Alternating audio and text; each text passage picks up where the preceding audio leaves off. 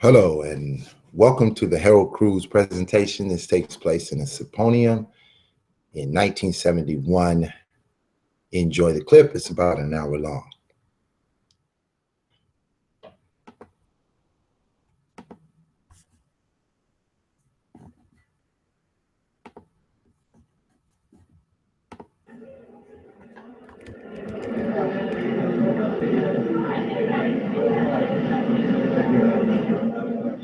About these brothers in the back of there.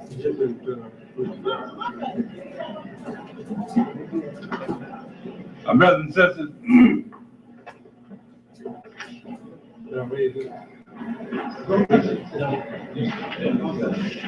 perhaps we can begin with the next phase of the annual Harold Cruse Symposium.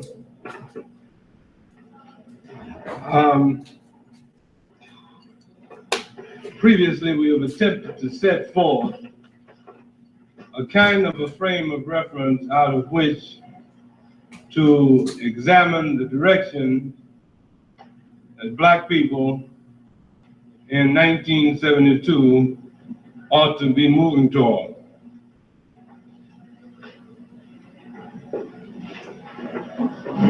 In doing so, the papers of last night and the papers of this morning have made a very sizable contribution. Now, we're at the culminating stage where now we get the insights from some of our brothers who have given some very serious thought to these directions and goals. Brother Bobby Wright is one of the brothers who has made a substantial contribution to Black thought and interchange in the Black community. And he's going to give us a little presentation on how he sees the existence of a brother when a brother takes a position. Brother Wright.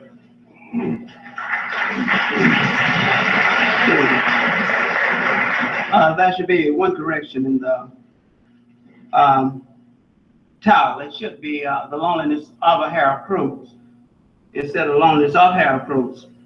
And I'll confess at the beginning that until today, I never had a personal conversation with Brother Cruse, and it's been a deliberate thing. Brother Cruse's book came out, as you well know, in 1967, The Crisis. And we perused the book to such an extent that I simply didn't want to meet with Brother Cruse, and a lot of the rest of us didn't meet Brother Cruse until approximately a year ago, 2 years ago at the most. Therefore, the presentation tonight I'll try is based almost exclusively on his writings. However, for those of us who have hungrily searched through the archives of Black history, it is not difficult to write about Brother Cruse even without knowing him personally. We have seen him for over 150 years. It is therefore not surprising to us that at a time when we are searching for the path to take for our roundabout of destiny, the one brother, quite possibly the only contemporary one, who has devoted a great deal of his life, not his time, but of his life, for studying the alternative paths that are available for us, is virtually ignored in the Black community. At the very same time, Black preachers, charlatans, pimps, hustlers, and ruptured Black intellectuals who call themselves Marxists and communists and humanitarians, we have also seen them for the same number of years, are deified and immortalized. This is not by accident, which we hope to prove tonight. This presentation will deal with excerpts from only 6.5 pages taken from the voluminous works of Brother Cruse. In fact, they are taken from pages 4 to 9 of The Crisis of Negro Intellectual, and they are only excerpts. And I'll quote from those 5.5 pages. There's a definite strain of thought within the Black group that encompasses all the ingredients of nationality. This rejected strain emerged simultaneously with its opposite, the racial integration strain. The prototype leaders of the latter strain integration was Frederick Douglass, the great Negro abolitionist. And there's almost, and this is very, very important, folks, especially we listened to Jake and Andy and all last night. There's almost a direct line of development from him to the NAACP and the modern civil rights movement today. However, the rejected strand or nationality strand that exists today can also be traced back to certain Negro spokesmen who were Douglass contemporaries, but who are now barely remembered. Martin H. Delaney, Edward Blyden, Alexander Cromwell, Henry M. Turner, and George Washington Williams.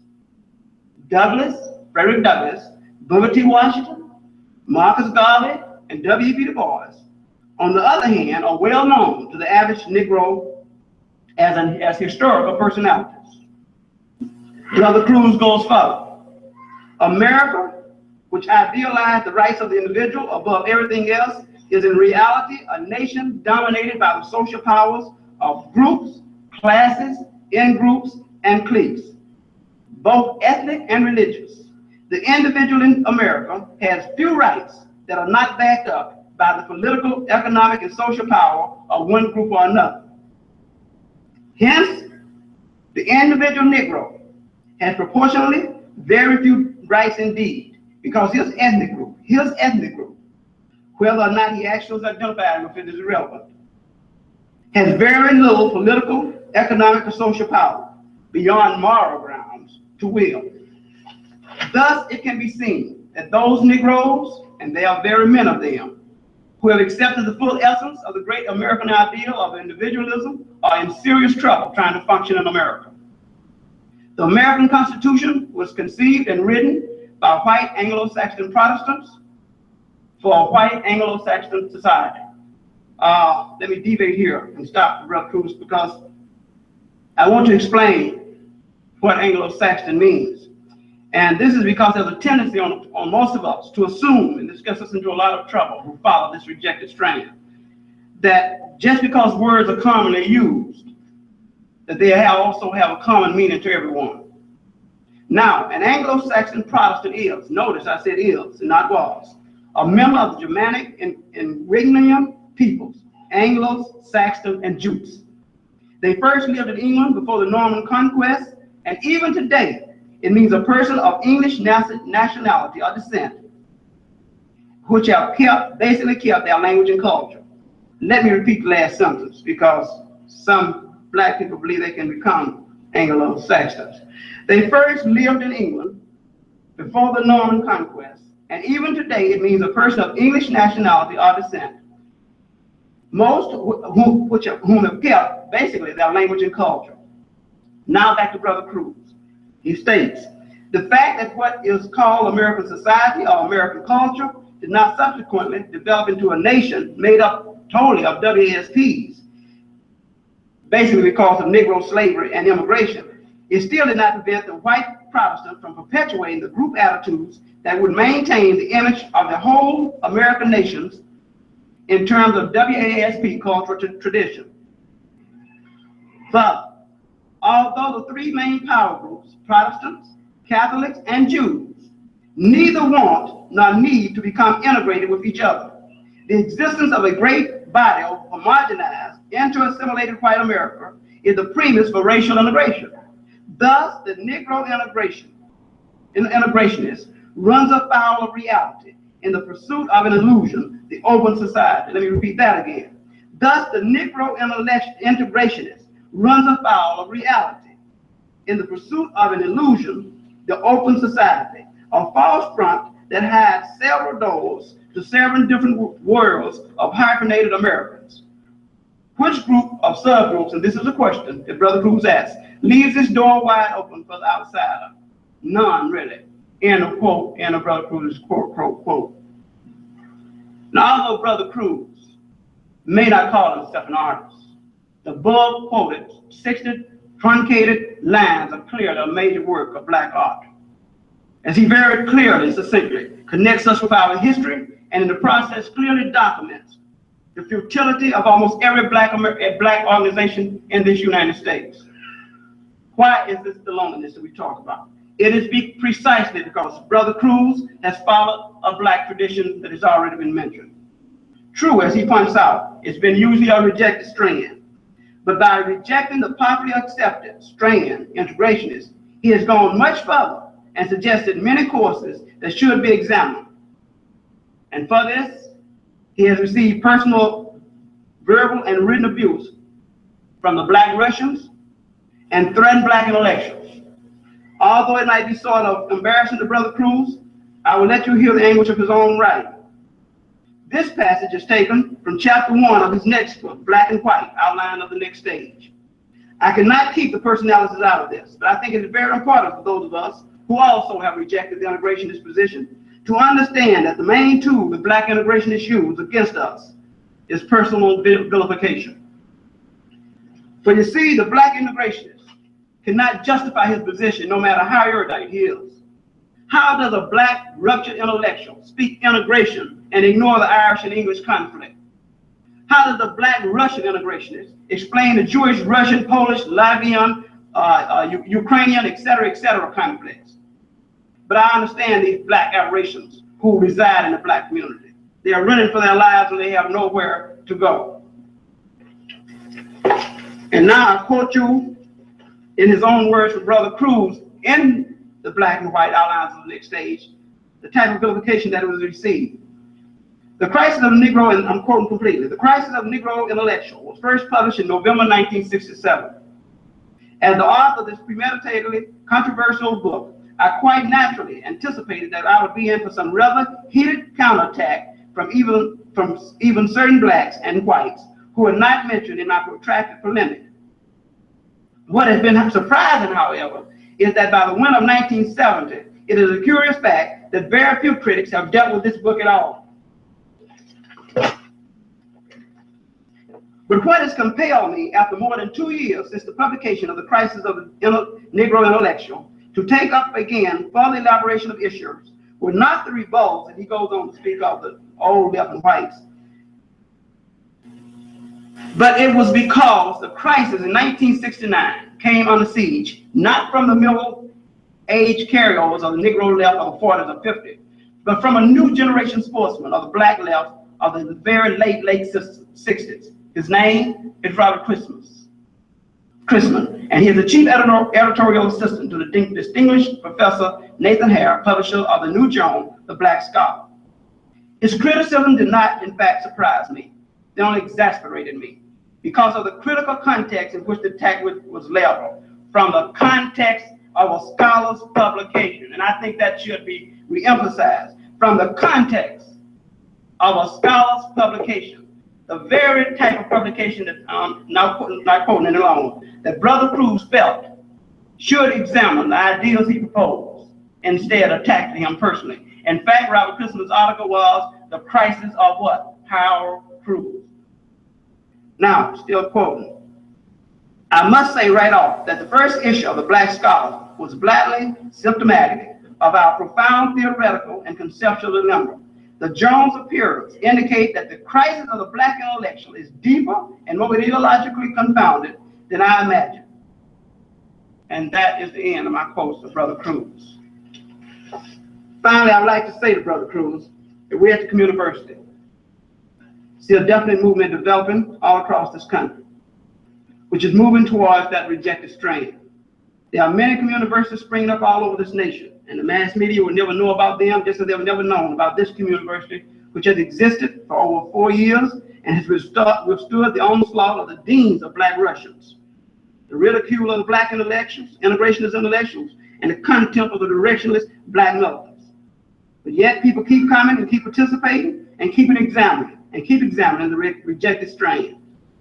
The point I'm making, Brother Cruse, is that the black rejected strain movement is inexorably, even it is insidiously moving, and your writings represent the highest expression of this movement. We can only suggest to you that you keep writing, and by all means that you keep the faith.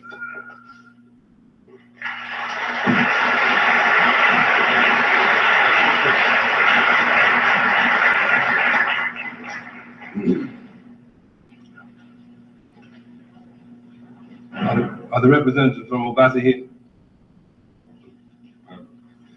At this particular point in the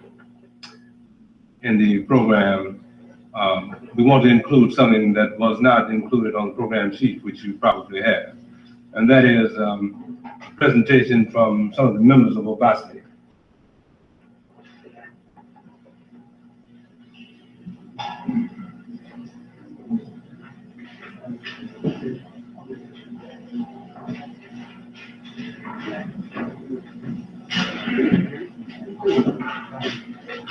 Brothers and sisters, I'm representing Obasi. There are other members here. Sterling Pluck, I don't know if Don Lee is here or not. But we want to say we're very happy to be here. And we are in relation to Brother Cruse's works. Brother Cruse says that if you are to find the soul of Black people, you are to find the souls of our spirits, the very expressions you should find in the literature. That's what Obasi is about, the writer's workshop. I'm just going to read one poem. Perhaps later in the program, some of the other members will read selections from work. First of all, may I start, are there any other Obasi people here who are supposed to meet me here? If not, I'll just go on. It's a long poem written in celebration of all African people. Peace of mind. It's written in the ritualistic form narrative with the prelude, the words of a song. All that we need, and it's so hard to find, is some peace, peace, peace of mind. When the mother and the father fuss and fight all the time, when the sister and the brother have no time to rhyme, all that we need, and it's so hard to find, is some peace, peace, peace of mind, a song by Nina Simone. Old ladies in little black hats, sitting on the missionary's bench, sitting in the sanctified seat, looking for a little peace, peace, peace of mine own, peace. Money, peace of Patmi, mind, just some peace of mind, just some peace of mind, just some peace of mind. Allahu, peace. Akbar, peace of mind, just some peace of mind, just some peace of mind. Just some peace of mind. Osiris roaming through the deserts of time. Osiris roaming through the deserts of time. Please, Ra. Ra, Ra, Ra, Ra, come, oh, please come. Come to a place of please. Come to a place of Africa. Arabia melting my sons into soils of themselves. Their turmoil washing in the valley of their souls. They need some peace. Some peace of mind, just some peace of mind, just some peace of mind, just some peace of mind. Ra, your Georgia's children, the Afro-Asian, the Afro-Caribbean, the Afro-Americans, the Afro-African are captive in leprous clutches. They have no peace of mind. In our mother's head, Egypt sits festering in its own insolence, while Africa's breasts flow, creating an ivory coast. Diamond-studded nipples protrude into the ageless sea. Black sumptuous womb echoing voodoo incantations, rising from its fertile crescents. She has no peace of mind. The Congo flows as she pisses down her legs, her shackled ankles bound by the Boers with their apartheid, wresting the riches of her children. And she moans and groans in agony as she wheezes curdling vomits from her mind, when all that we need, and it's so hard to find, is some peace, peace, peace of mind, just some peace of mind, just some peace, peace, peace of mind.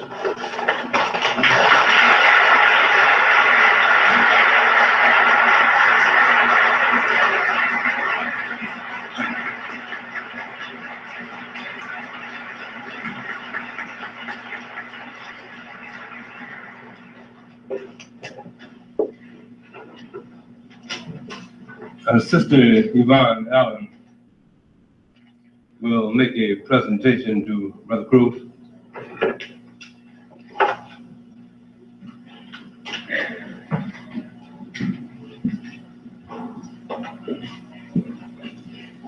The Association of African Historians presents the 1972 Annual Cruse Symposium Award, Brother Harold Cruse, for his outstanding scholarship and insight in raising the fundamental questions that few of his predecessors and contemporaries have found necessary to consider in pointing out the philosophy, direction, and goals of Black people. Brother Cruse.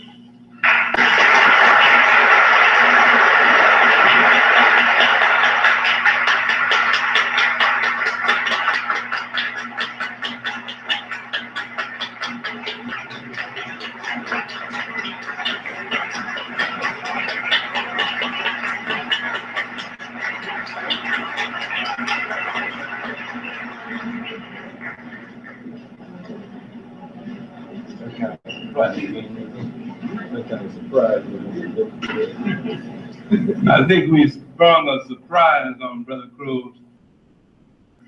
And just before we get into the main course of the symposium, we're going to spring one more. Brother Bobby. Sister Nancy Arnez. Sister Nancy Arnez, come to the front, please. Sister Nancy Arnez is the director of the Center for Inner City Studies, which is this graduate school here. Yes. First, I'll read this plaque, and then we have some personal words to say to you. The Association of African Historians, February 1972. The Sisters Nancy Arnez for outstanding contributions in the development of the Black community and your dedicated cooperation and unswerving commitment towards the liberation of Black people. But it goes much further than that.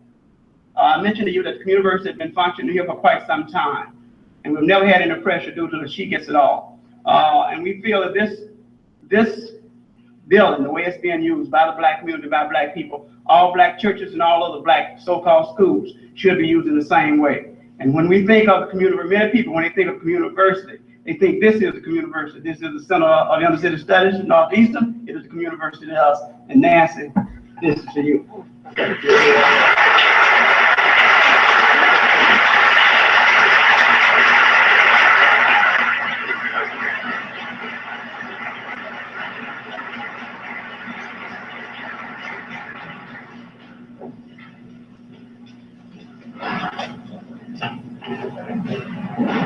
There's very little that I can say about the next two brothers. Their achievements, I think all of you are familiar with. It's one of the reasons I'm sure that so many are out here. But John Bracey is going to sort of give us a little framework.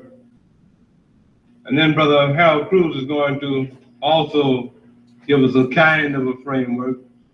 And there's going to be a kind of a dialogue between you and them, and the thing will go on like that.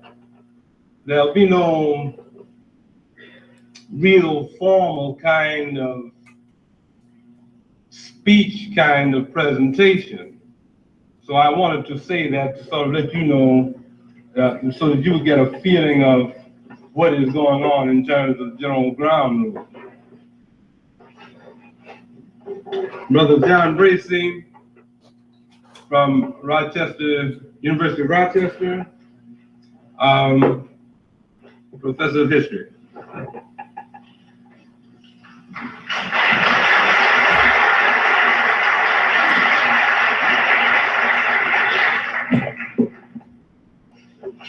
I just got a few short remarks to make in the way of an opening to kind of open up things in the evening.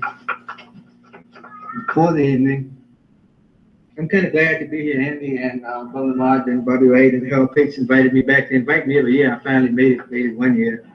I am kind of mad. I didn't get no plaque. But next year, I'm not going to come back unless I get a plaque. But that's all right. And I also came out because I was told there's some serious people here doing some serious thinking. I'm not interested in rhetoric. Rhetoric should have gone to everybody's mind out the window by about 1969. Yet here we are in 1972. It's still a lot of rhetoric. So I'm not concerned with that. In fact, I'm going to be extremely critical of a lot of people's positions. So if I haven't offended you by the time I finish my talk, it's because I don't know your position yet. And I feel this is the role of a scholar, this is the role of a critic, this is the role of what a black intellectual should be about. Can you get here?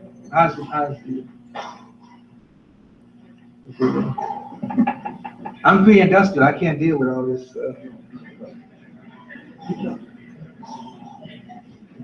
Can you hear now?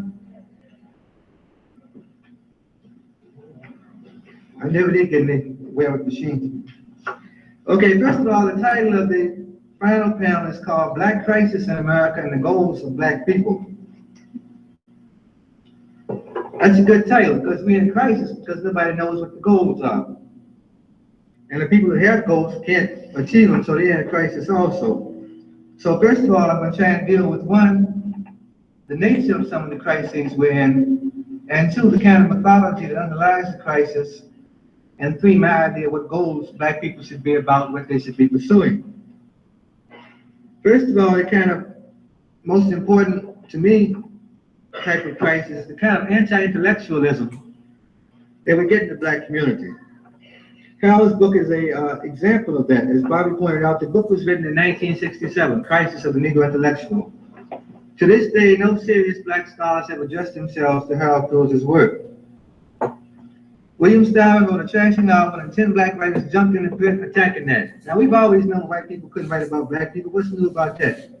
Yet 10 scholars stayed up day and night getting something in the print saying that a white person misinterpreted that term. What do they expect them to do? Right? What do they expect them to do? Where are the 10 black writers who are going to respond to Harold Cruse? That's what we need, not a whole lot of responses to idiotic things that white scholars do. They're going to continue to do these things. You can't do much other than that. Second of all, there's absolutely no dialogue in the black community among people who are trying to do any kind of work. If you get a group of black scholars together, they consider themselves and their immediate friends to be the only ones in existence.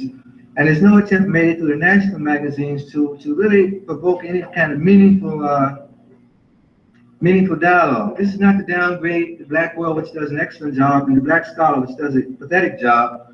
But I guess I did downgrade them. But they deserve to be downgraded. For a magazine that can call itself the Black Scholar is criminal. It's a sign of the accepted inferiority of the black man. And I make no apologies to anybody about saying it. The stuff that goes in the Black Scholar, I reject my students every day when they turn in as term papers. And the Black Scholar publishes it, and there's no excuse for that. There's no community of black scholars developing in this country, and I see two reasons for it. First of all, black people still are Christians. You can call yourself a Muslim, anything else, but you basically got that Christian Messiah complex, waiting for somebody to come tell you what to do. And if you're waiting for somebody to tell you what to do, you never think. You sit around and wait. Malcolm's dead, King's dead, who's gonna come save us now? And you wait. Huey Newton, no. George Jackson, he's dead. No. Nobody. So you're sitting around waiting for somebody to come with the program, the idea, the slogan, so we can get moving again. And you'll be waiting from now on. Because white people have figured out what you're waiting for, and they're knocking them off fast as they come up. So you'll be here if you're going to continue to do that. Everybody should be his own man and his own thinker. And in Cruse to have some dialogue, somebody to talk to, and we get something going in terms of goals and programs and ideas. The second part of the crisis we're in, the political part, is pretty fundamental. I mean, after 200 years in this country, we're still trying to get people elected to our political office in a system where the majority of the people are white people, and where we never get anything out of political office anyway. Malcolm in 1965-64 posed the question on the ballot or the bullet. Well, the ballot hadn't worked and the bullet apparently hadn't worked either. So we're really in serious problems politically. Nobody really knows what exactly to do. The economic situation is a little short of a total disaster. I don't even want to talk about that. It's so bad. Nobody has jobs. The jobs you have don't pay well. The people that got brains to get better jobs running, the white people who try to kill them and stuff. And that's a total kind of mess. A more important kind of crisis, in addition to the political, economic, and intellectual, is the cultural crisis. The cultural upsurge in Black America in the last 5 years has been almost totally co-opted. We now have blacks all over TV, but they're all buffoons. And they're all clowns. Or they're all policemen. We've given, after what, 15 years, Red Fox finally gets on TV and some idiot writes a script that no black person would, but Red Fox can't deal with it. Even Red Fox can't make sense out of that mess he's got to deal with every week. And poor Flip Wilson is surrounded by dead, should be dead, half-dead white people trying to make their career off him. You know, Ed Sullivan coming out of the grave to get on the show, and Ben Cosby, these kind of sick people.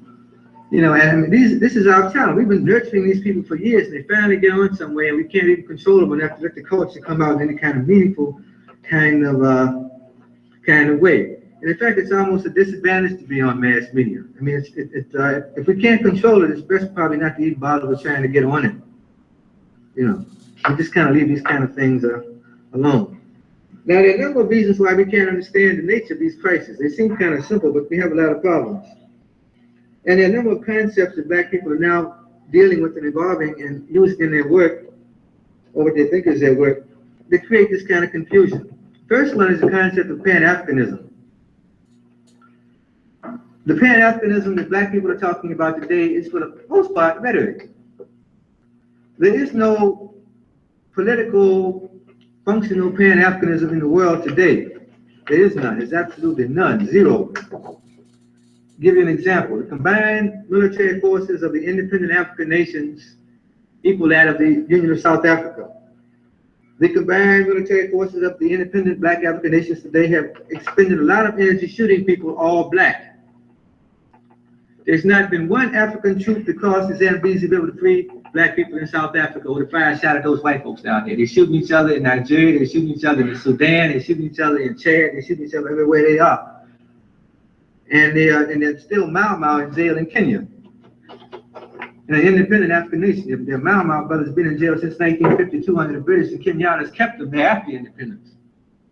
You know, and talk of Pan-Africanism is just so much rhetoric.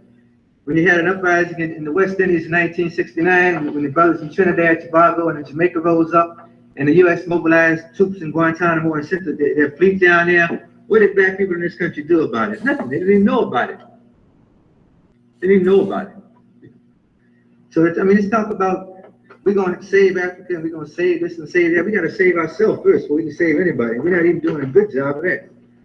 So Pan-Africanism is beautiful as a concept if you keep it away from what you're doing in your day-to-day work, because you can't function in a meaningful Pan-African sense in your daily work. It just doesn't exist. I know it's kind of cold and hard, but it's just, I mean, it's real. You look at the Organization of African Unity, I mean, they're just, you know, cocktail drinkers and whatnot. Second concept is the concept that people are hung up on now about the importance of black prisoners. Ever since Attica, black people go from kind of thing to thing to thing as to who's going to save them. A lot of people were telling me black prisoners are the vanguard.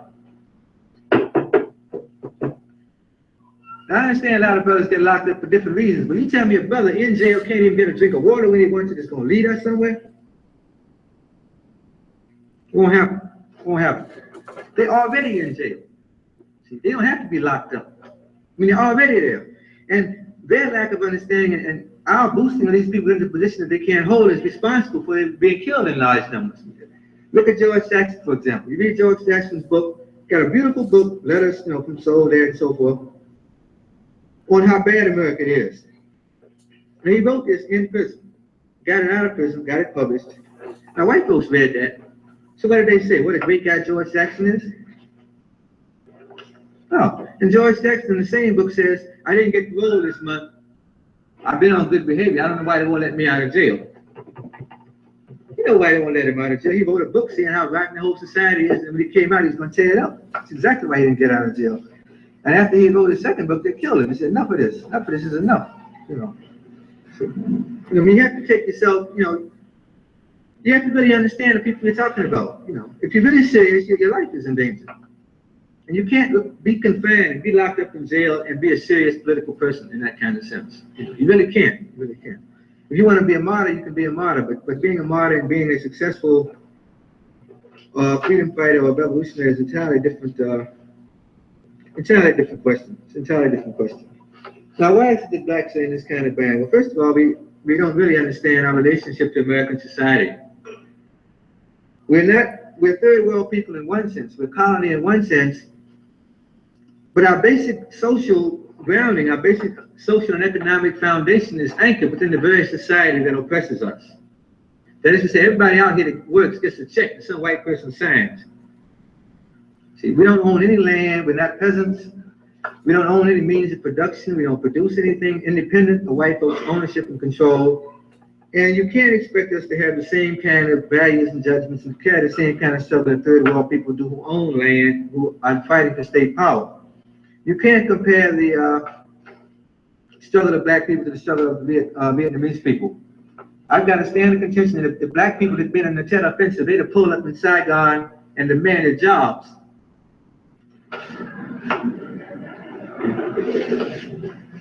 See, the Vietnamese are talking about state power. They want to take over and run everything in Vietnam. Black people are trying to get up in the system they say they don't like. And the best way to get up in there is to say you don't want to go. To cite Brother Cruse is a good example. No school in the country would have hired Brother Cruse to wrote a book about being a nationalist. Now all the white schools want him, because that's what they want, somebody that don't want to be there.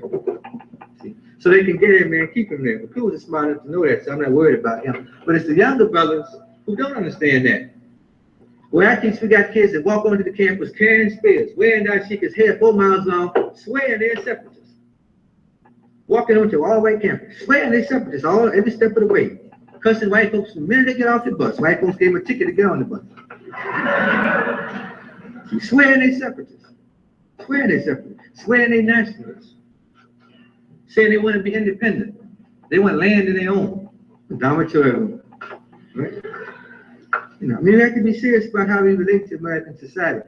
And it's really negative. I'll stop now. I don't want to get too negative. It makes me depressed hearing all this stuff. But I tell you, I think we ought to get back to the fundamental kind of thing. We ought to deal with the questions that Cruse has raised. And we ought to do two things. This is about goals now, about what we should be about doing. First of all, one thing anybody and everybody should do is to struggle to maximize control over what you have where you are, regardless of where it is. This is a very simple kind of axiomatic kind of thing. Regardless of what it appears to be, if you can gain some control over your everyday life, wherever you may be, on your job, wherever if you work somewhere, if you're in school, students, you try to maximize control over the schools, this kind of thing. We might get somewhere. I'm not so sure even that will work. The second thing is we have to prepare for a very long fight. We have to prepare like boxers preparing for a 15-round fight. Now, a lot of things can happen to a boxer on this kind of fight. First of all, you might get knocked out the first round, right? Second of all, you might fight 15 rounds and lose. But one thing is sure, if you don't prepare to fight 15 rounds, you won't last a round. And if you can make it past the first round, by the time you get to 15, you know you've lost. So the basic thing is prepare yourself for a long fight. You're not going to take over anything tomorrow or the next day, or maybe not even the next day. But if you're going to attempt to do that, and we're going to attempt to struggle to gain these kind of things that we want, and I'm not really sure what they are, we have to prepare for a very long fight. Very, very long fight. And I'll kind of leave it there, let Cruse come on and say a part and get this dialogue thing. We expect a lot of response from the audience on these questions. Thank you.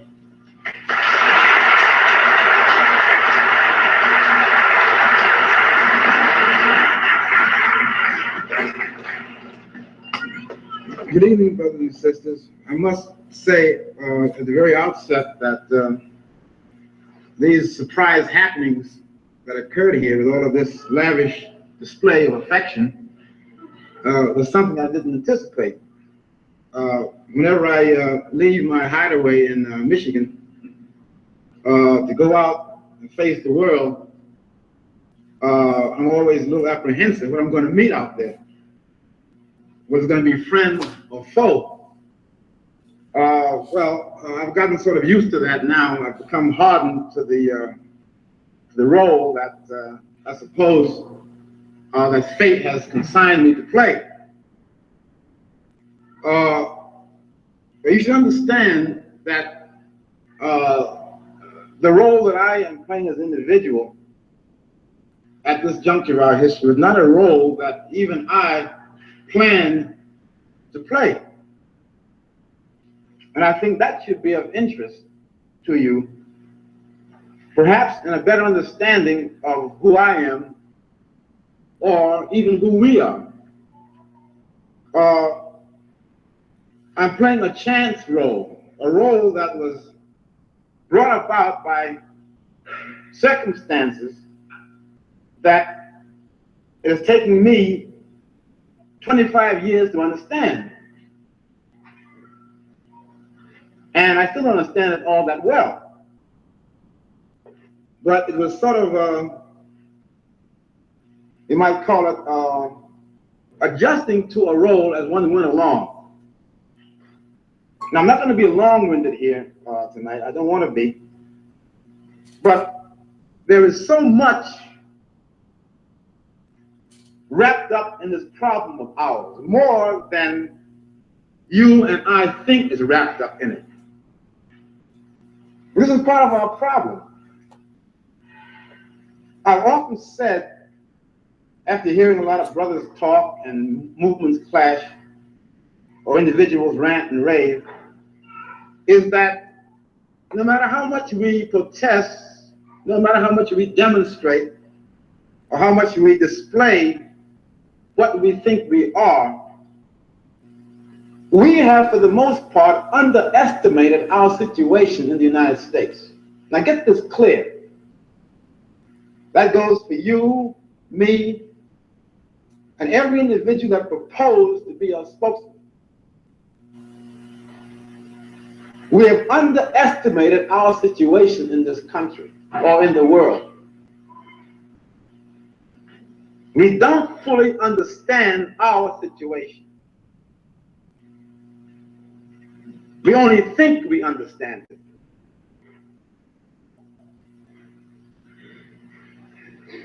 I recall back in 1962 and 3, when I was in Harlem, there was a young brother there who worked in close collaboration with me on a number of movements in that community. And frankly, this young man, I could say at that time, was a much braver soul than I was. Because let's face it, I'm a middle-aged man. I went through World War II. And let me tell you, I went through World War II. And after that, I ceased being a brave person. I'd had it. As one gets older, one gets less and less accustomed or desirous of taking risks. But this young man, 21-year-old, was one of my colleagues. And when things got very hot in Harlem in the fight among different black factions, he decided to bow out. And he said to me one day that he's going underground because he said, it's not that I'm afraid, that isn't it. He says, what I really fear above all is that so many of our people don't know what they're doing. He says, but that isn't so bad that they don't know what they're doing. He said, what is really scary is that they don't know they don't know. They don't know that they don't know what they're doing. And this frightened him. And he became less militant. However, I understood after 4.5 years in the Army and 10 years in the radical movement in New York, it became clear to me that before we as a people could attempt to storm the barricades successfully, we have first got to know what we are doing and why. And if we should do thus, and not that and that. We have been forced to do thus, and that in the course of the last 10 years or so, only because historical circumstances pushed us to the point that we were forced to act. But it was not really informed action. It was reaction against a set of circumstances acting upon us.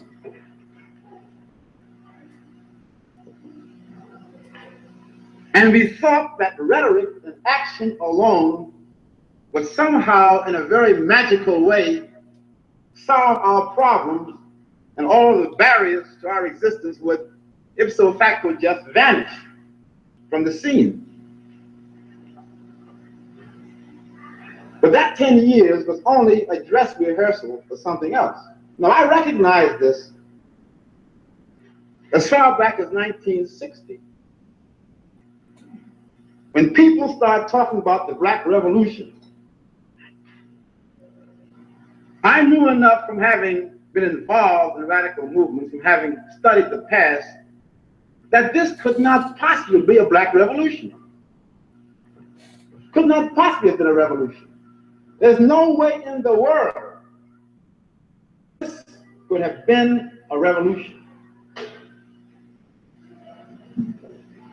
But since people thought that it was a revolution, it became incumbent upon people like myself with some modicum of pre-experience to attempt to explain as best I could why this could not be a revolution.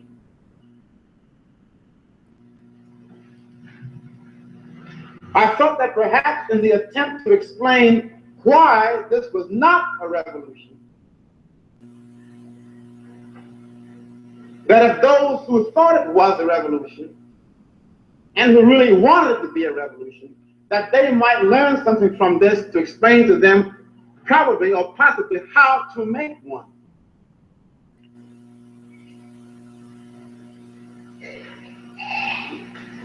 And so the passing of the 60s then has brought us to that point.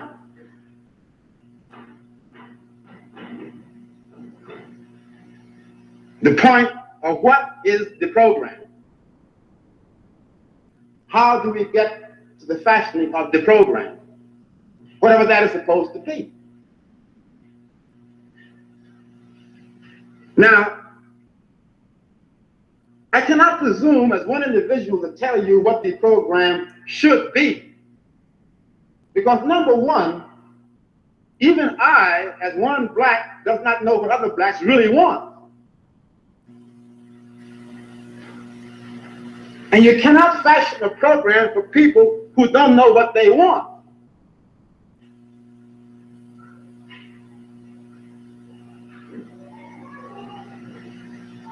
If it is true that you want, or I want, or she wants, or he wants a revolution in America, then he or she who says he or she wants this, then we must sit down and stop talking so much and begin to decide, is this what we really want, or is it something else which we are giving the name of revolution, but that is really what we want?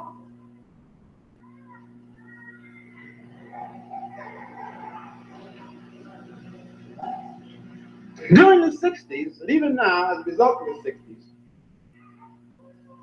we have the remnants of certain trends and factions and movements still around, saying they represent this, that, or the other. One says, I'm Pan-Africanist. Another says, I'm separatist. Another says, I'm nationalist. Other says, I'm revolutionary.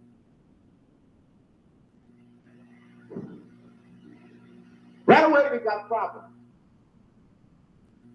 Serious problems. One is the Pan-Africanists, one is the nationalists, one is the separatists, and one is the revolutionary.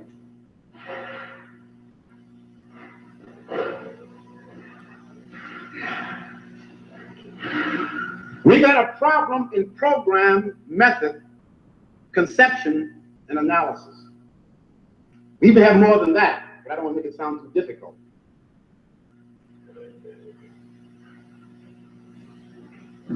We've got to begin to ask ourselves, first of all, some very fundamental questions, and to ask ourselves these questions honestly. Forget the rhetoric, and forget what your friends might think of you. Forget all of that. Ask yourself, if I am a Pan-Africanist, is that synonymous with revolution? Is it or isn't it?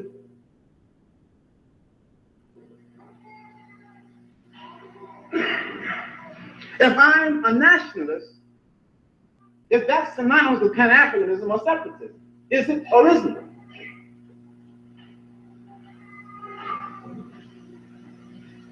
If I'm a revolutionary, is that synonymous with a separate state or separatism? The problem here is that many of us walk around in our own minds under the impress of a medley of notions about what they are or what they want to be. And we're not still getting to the fundamental question.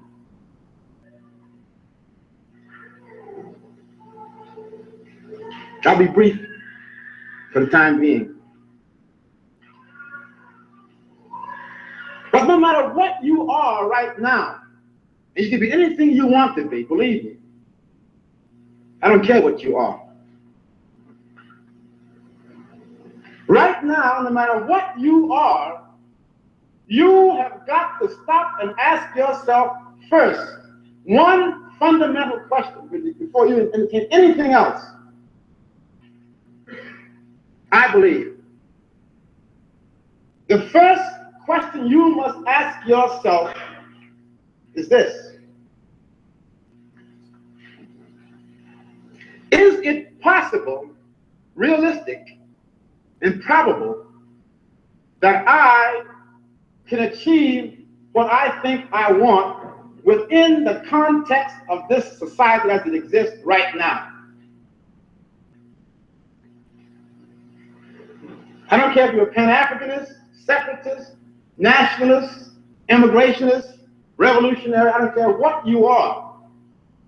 It becomes important for you to stop and ask yourself this fundamental question: can I achieve my aspirations within the context of this society called America?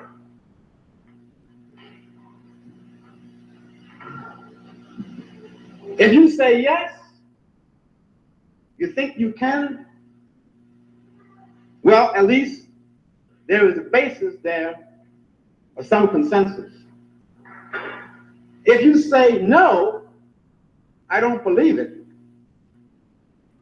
then you're faced with a problem, because then at this stage of the game, if you say no, then you'd better say then, what is the best and fastest way out?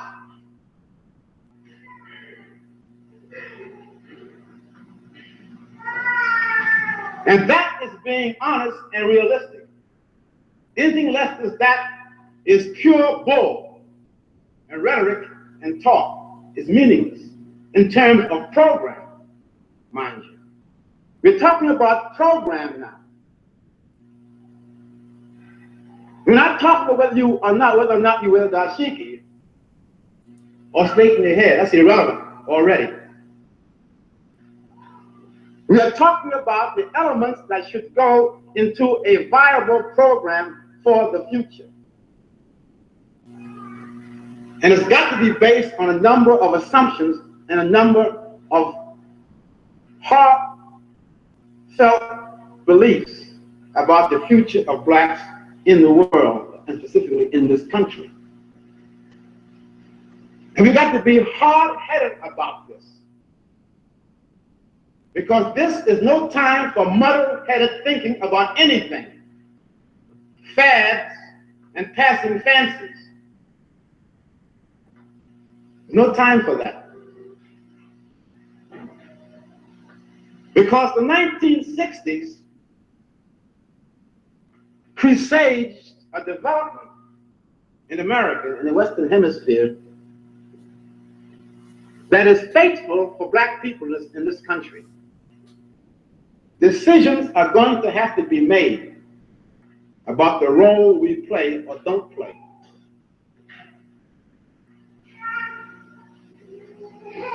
Now, that introduction I'll stop because this is supposed to be a dialogue.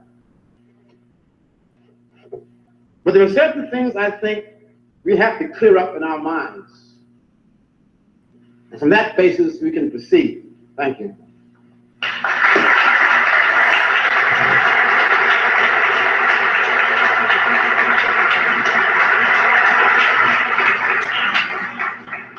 Brothers and sisters, you can address the panel with your question, or you can address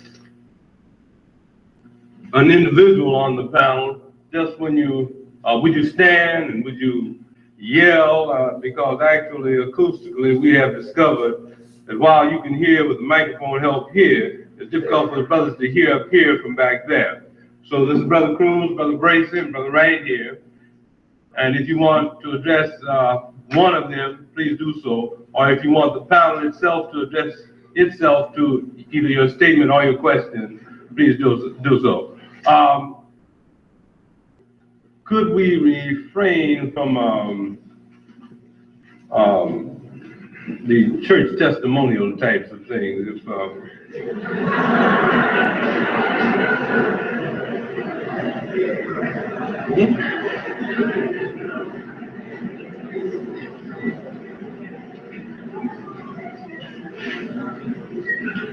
Very good. Okay, we'll try to do this in as orderly fashion as we can in terms of getting people in the order in which they raise their hand. Sister over here.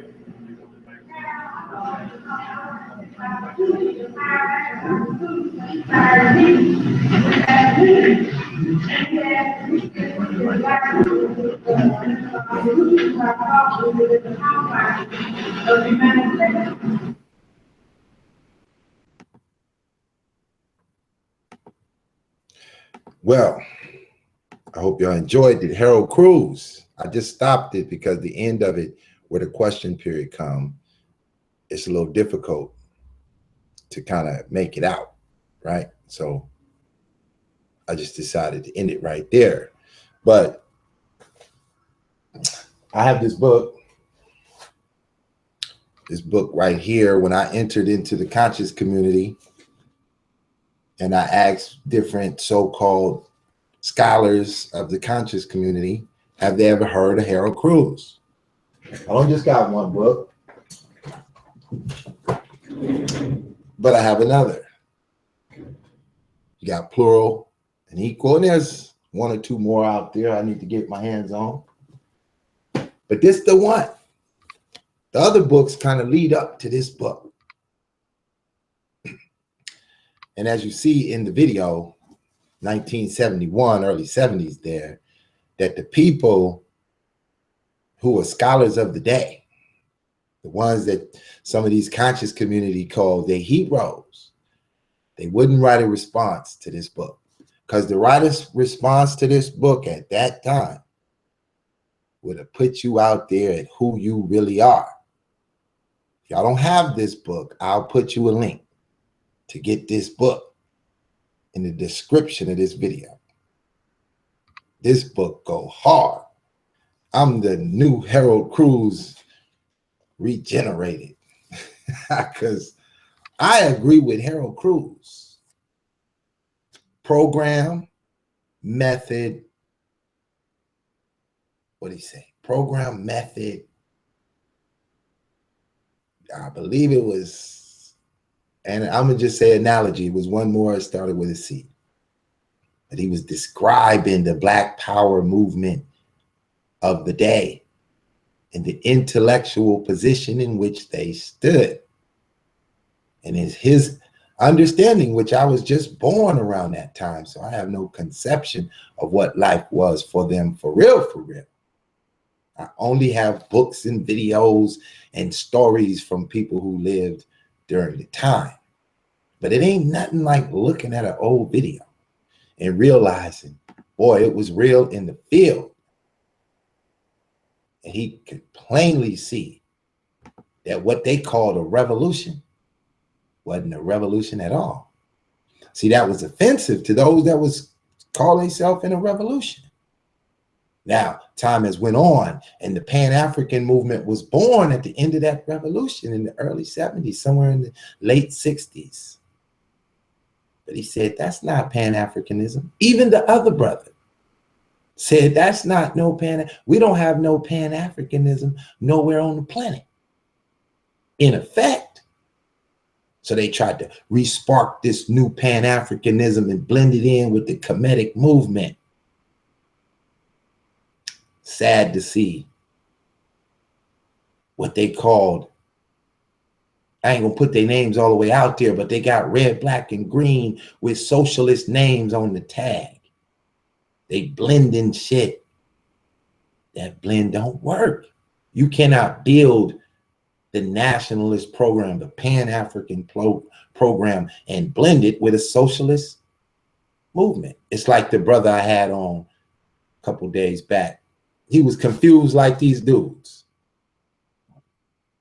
He was a socialist nationalist, like he in the Soviet Union. This ain't the Soviet Union. This not Zionism. This Pan-Africanism. The answer to Zionism for Black people worldwide, to uplift you economically and culturally. You get them two built up, man, you got a force to reckon with. And then as he talked about those who were stepping in, the Flip Wilsons of the day, he like, man, we cultured him to get into that position. Then once he get in there, some old resurrected Jews from Hollywood come step in and want to get their shine on. Playing the coon on TV. That's the same thing we got today. The leadership of the time, he said that it was a crisis with the Negro intellectuals. You know that's them boule. You know that's that 10 percenters. You know that's the literary art dudes. And you know this, man? Yeah, we'll bring you a conversation. I'm going to reconnect them dots again. This is why the conscious community hated on me when I walked in. They could feel it. They was like, damn it, Harold Cruse is back. Took that Pan-African and took it pre-Garvey so we could just eliminate the nonsense. Let's go pre-Garvey with it. Find out what it was doing pre-Garvey. They tell me Garvey used all Black people to get his money. Man, it was 40 years of Pan-African building before he showed up. By the time he showed up, Black folks had a little something. And now it can be funded by Black folks. They don't understand pre-Garvey Pan-Africanism, before the flag. When it was just a movement. It was ideologies whose time had come. Nowadays,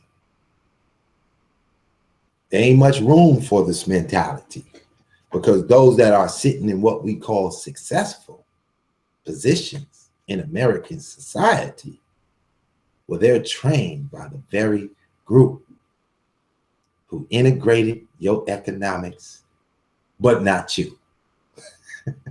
They integrated your economics and left you in the ghetto, left you in the hood to strive, gave you welfare programs to get used to.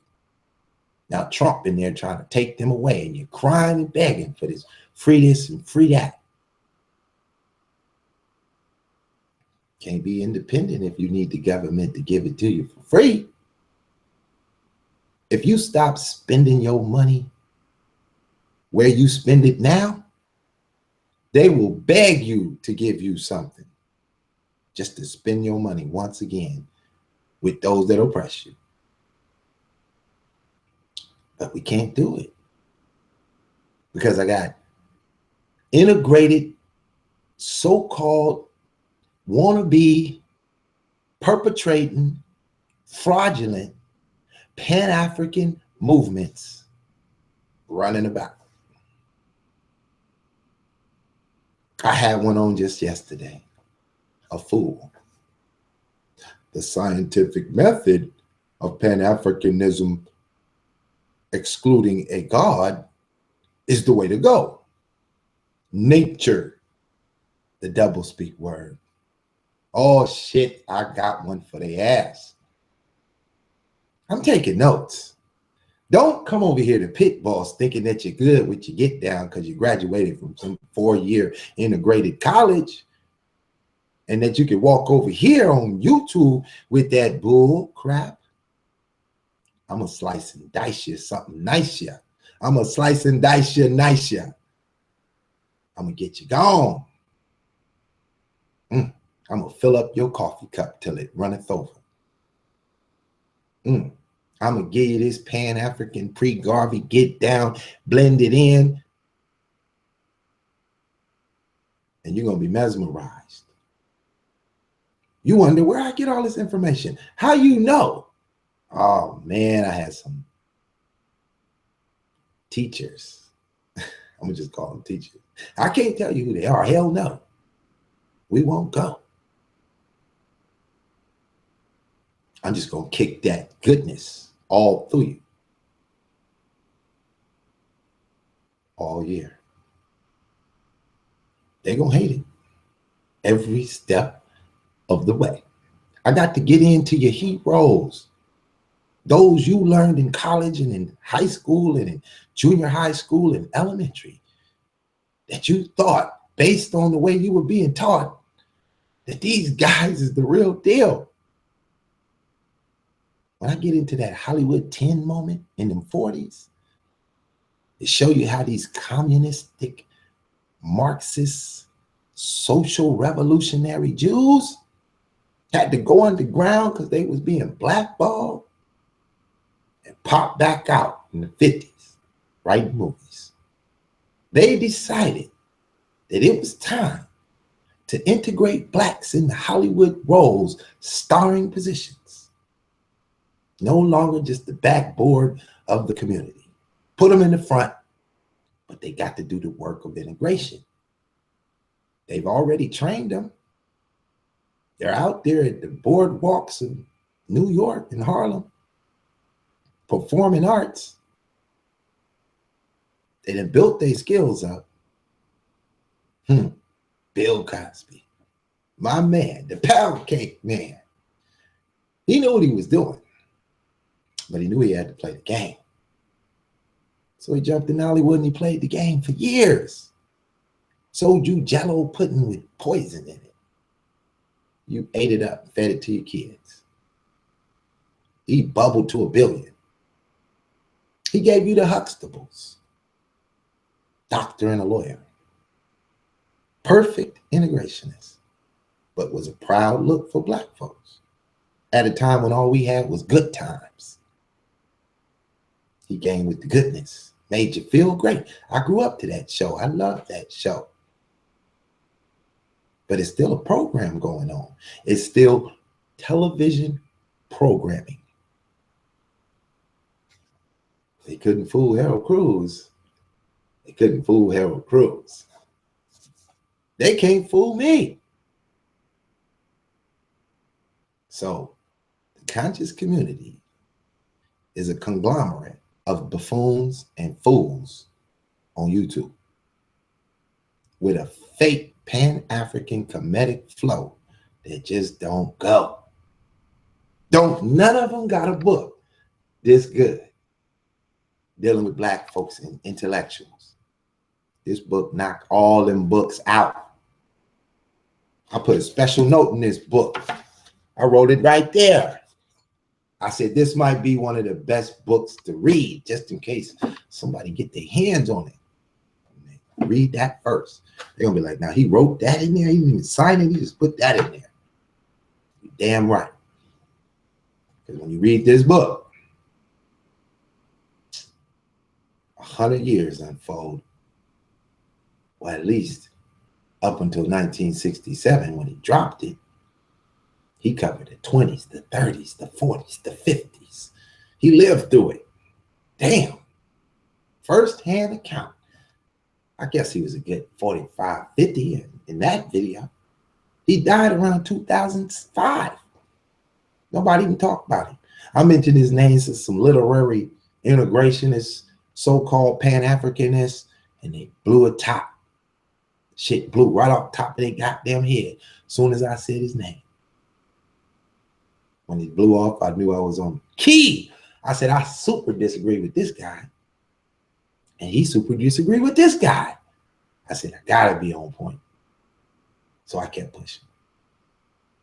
I got a particular chapter. It's called The Role of the Negro Intellectual, a survey of the dialogue deferred. The dialogue deferred. I'm gonna read a little bit. This is a very intricate read because it's written by a top scholar. This is a book that tests your ability to pronunciate the English language and comprehend syllable after syllables after syllables. So I'm gonna give it a try. I got it highlighted, marked all up in different places and locations, just to let you know this ain't just, I'm not just playing with this shit. You know what I'm talking about? Let me see what y'all saying in the chat room before I get it in. Oh yeah. I see you out there. All right. Y'all take a little listen. Let's read a paragraph or two because y'all gonna order this book. I'm gonna put the link up there for you, just in case you caught the video a little late. So it reads, the particularities of the American social structure and the position of the intellectual class within it makes a functional role for the Negro intellectual a special one. The Negro intellectual must deal intimately with white power structures and cultural apparatus and an inner reality of the Black world at one and the same time. But in order to function successfully in this role, he has to be actually aware of the nature of the American social dynamic and how it monitors and the ingredients of class stratifications in American society. The American people, aside from the handful of the power wielders in the upper levels, have very little social control over the economics, class, and political forces of the American capitalistic dynamic. They are, in fact, manipulated by them. Therefore, the Negro intellectual must learn how one might control the channels of such forces, since the dynamic of the American society creates only one integrated class stratum, the social world, or the worlds of the intellectual and the creative and performing artists, whether literary, musical, theatrical, or visual. The Negro intellectual has the options of gravitating towards this world under the persuasions of the American social dynamic and resting there on the lures. However, although this world exists rather independently of the main ethnic worlds, it manages to reflect the social aspirations of the WASP, the Catholic and Jewish groups above all other. Among these three, there is an intense competition for recognition and group status, which, for political and propaganda reasons, is called fighting discriminatory practices. As long as the WASPS, rules of the roost, charge of discrimination will never cease until Catholic or Jews achieve more power and privileges than any minority could ever hope for in Rome or Israel. The Negro intellectual must not be allowed to forget that the integrated intellectual world is not representative of ethnic group aspirations with regard to the world of American Negroes or Indian. The Indian world of the reservation exemplifies the fate awaiting the American Negro, who is left standing impoverished in the ghettos beyond the fringe of absorption. He will be pushed there through the compulsion of the American capitalistic dynamic if, as the most populous ethnic outgroup, the American Negro fails to galvanize his potential and the countervailing forces, but the Negro group cannot act out this role by assuming the stance of separatism. The program for African American nationalism must activate the dynamism on all social fronts under the guidance and direction of intelligentsia. What a goddamn shame that the nationalists have to move by direction of the bourgeoisie Negro intellectuals in the black stratosphere of American society. Nothing has changed. They have won the fight so far. So far. This is why Pitbull studied the paradigm, flipped it and flopped it, put it on the flapjacks, turned it over 2 times, came back with a new one. I got to do better than how Harold Cruse did when delivering this information. I got to be more covert. I got to be more crafty. I got to use that pokerology on them. I got to blend in what I've learned since Harold Cruse. I get to examine a different paradigm, added on to that paradigm. The fake black power movement I'm living in.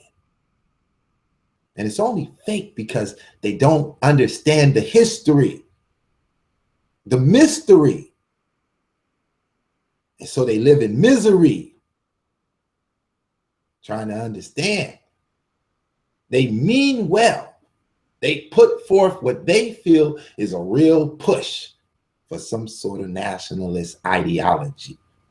The integrationists, they don't really have a push at all. They just trying to get in where they fit in, and they're not trying to cause no bite. But it's the intellectual intelligentsia that leads and propels the conversation among us, that leaves us disgusted and busted. Busted and disgusted. It leaves the younger folks looking at the older folks like y'all is out of touch, when the younger folks don't have no touch, couldn't move a muscle, couldn't break a grape in a fruit fight with clicks on. Let me tell you, they're super lost. They have no direction, because you have to build on what came before you. If you break out the box and you become the brown egg in a group of white eggs, and they sign you over to their float, to their program, you ain't got the tools or the culture or the understanding or the direction to want to engage society, to move them from social slavery into an economic fortitude, to free them from the binds of oppression by superior groups. So when I sit on these channels and throw my link out there and they jump on with that bullshit, if you can't name the men I talk about one after another in consecutive order and give me the dates and the times they live and died, get out my way, Satan. Get behind me, deceiver. I'm not a believer in bullshit revolution. I got my ribbons in the sky. I'm going to hold high to the real. I'm going to go back and look, examine and break it down, and then connect those dots. It's a hard job trying to illustrate this in an hour or two on a YouTube video when it don't pay. I got to do this shit for free until y'all believe me. And you tap on to the real shit and you get down in that box and you say, what do we do? We got to start by taking control of our economic environment from the smallest to the greatest way possible. I don't care what you do, put a product on the shelf. Go hire the Keebler elves. Just get the cookies and the box. That's all I'm saying. I don't care if you got to use white people to get it done. Just make sure you spy black with the money when you can. And when you can't, shit, do for blacks. But one way or another, you just sending your kids off to college to improve you ain't gonna help you. You gotta live in an environment of those that think like you, look like you, and want the best for you and themselves. And that's just not a reality that you yourself may ever live in. But it's a reality that you put in a mustard seed and plant in the earth, that it grows into the biggest plant in the garden.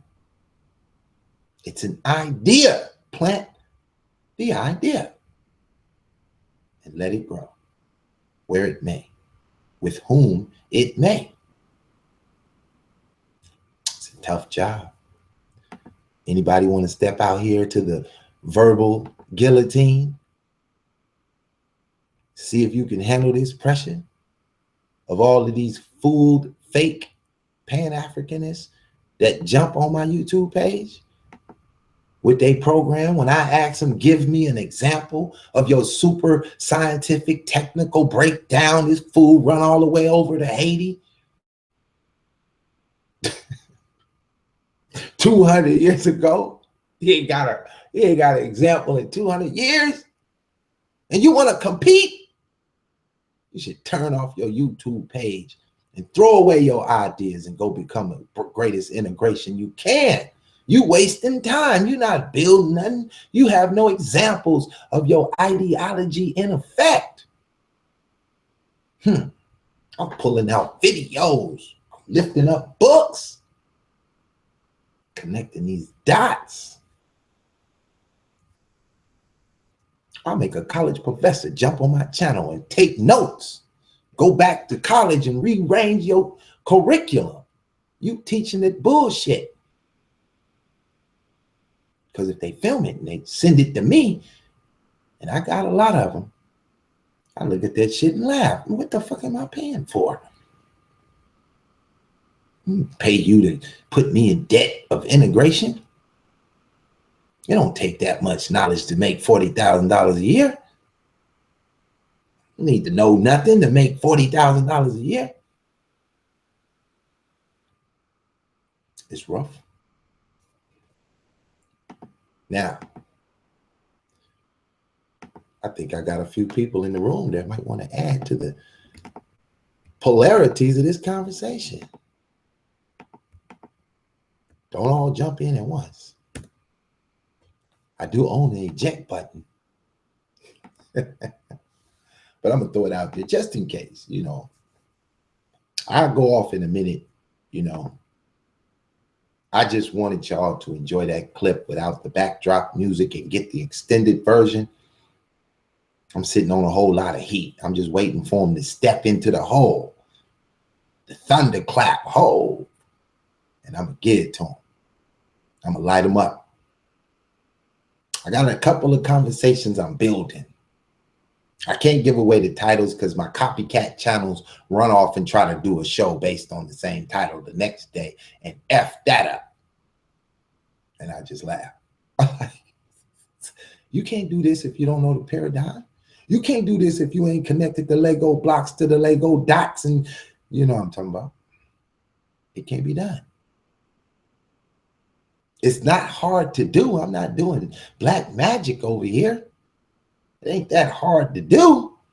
It's just if you got the wrong idea, if you don't understand the number 7, if you can't comprehend the 7 sins in contrast to the 7 virtues, if you can't throw light from the 7 arcs of light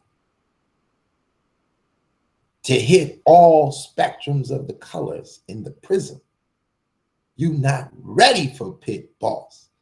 I'll remix you like an old ass record.